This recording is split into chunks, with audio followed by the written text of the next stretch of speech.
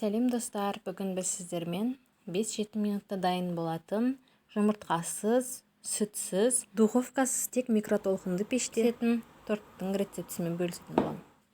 Ол үшін бізге керегі мына өнімдер.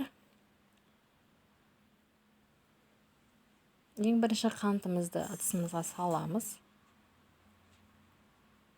Үстіне електен өткізілген ұнымызды саламыз.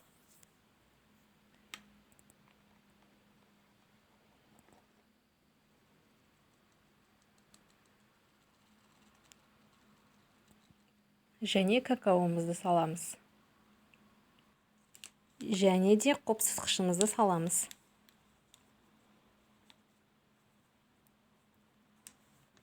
Араластырамыз барлығын.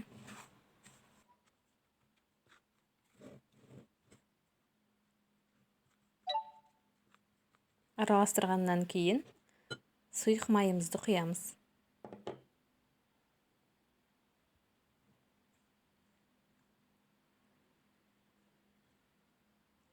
Және де жылы суымызды құйып, біркелкі маста болғанша араластырып шығамыз.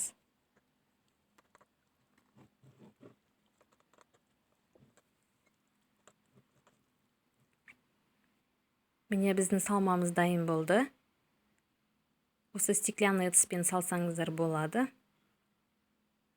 Микротолқынды пешке 5 минутқа пісіріп аламын.